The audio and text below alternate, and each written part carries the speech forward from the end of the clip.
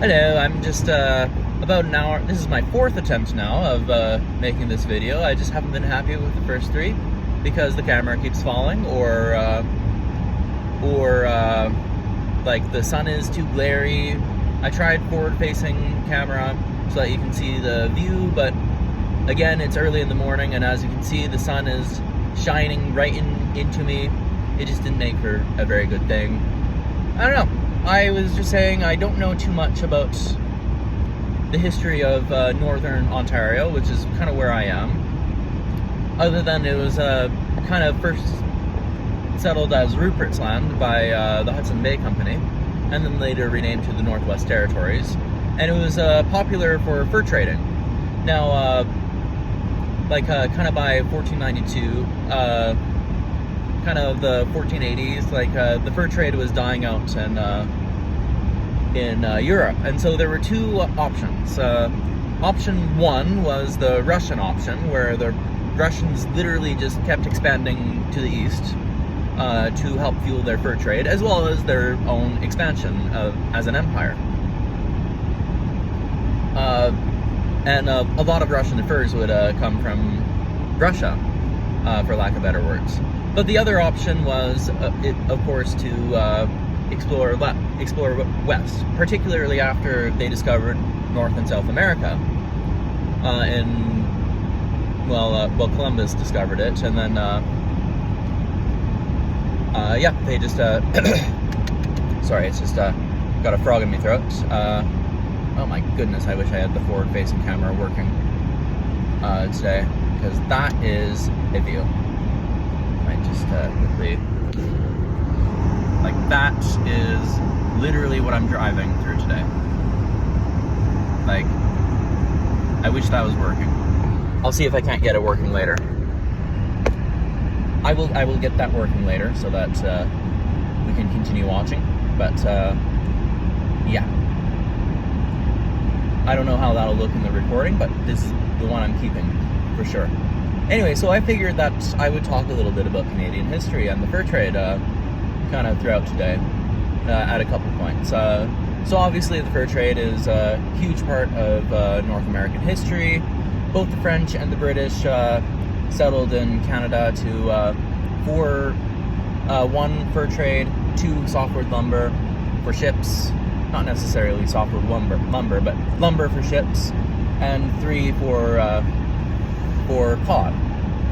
Cape Cod is actually quite famous for having lots of cod.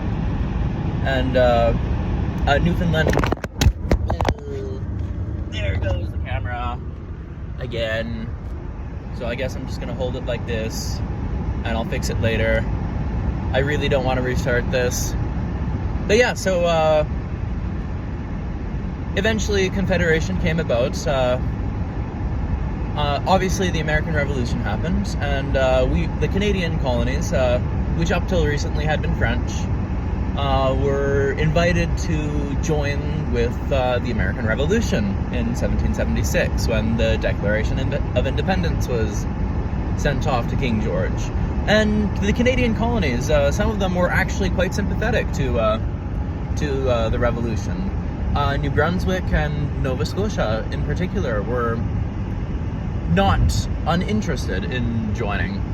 However, American pirates and rebels and thieves basically started harassing their shipping, and so the only reason New Brunswick and the rest of Acadia didn't join against the British was because Americans just started attacking them, and they're like, well, the British are defending us, so we're gonna stick with the British.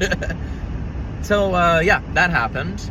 And then the French, who the Quebecois, were actually also invited to join the American Revolution, because they basically said, hey, you don't like the British, we don't like the British, we should be friends. And the French said, no.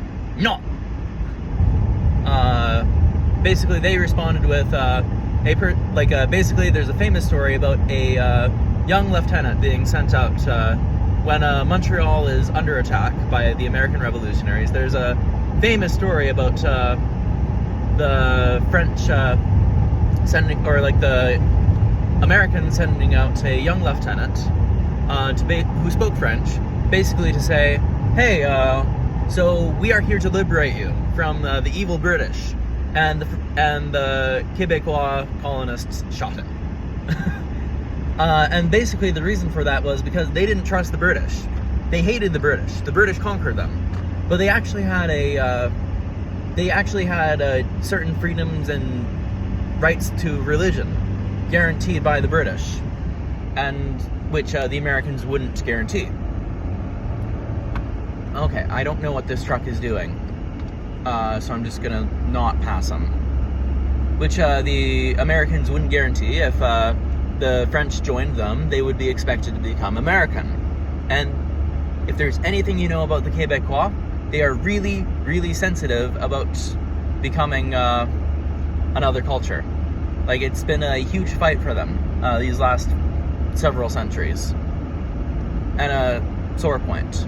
But, yeah, so the French didn't join, and at this point, Ontario was also considered French, and also partially owned by the Hudson's Bay Company, so it also didn't join with the American Revolutionaries. And that's kind of basically where Canadian history and British history, and American history start to differentiate, because obviously up till then our history was tied in with the American 13 colonies, because we were under the same empire. But this is kind of the divergence point in the Canadian story. Obviously we learn about American history quite a bit in Canada, but yeah, like it's also just interesting to examine, like, if the colonists, because after the war, like after the revolution, what happened was there's about a third of the entire population of America at that point was loyal to the crown. They wanted to stay with the crown, and so a lot of these people were displaced after the revolution, and they founded the colony of Canada in Ontario. Like, it was called Upper Canada at that point because of the higher elevation. And yeah, this kind of brings to a lot of the sensitivities about Canadian history, which is absolutely fascinating. I could probably go more in depth a bit about more Canadian history. Like, there's many interesting things. But I get this, I'm rambling too much, so I'm gonna hang up and just give you one final view of the Lake Superior. And there's been so many Superior puns as I've been driving through. It's awful, but it's actually quite beautiful at the same time. Anyway, I'll catch you later.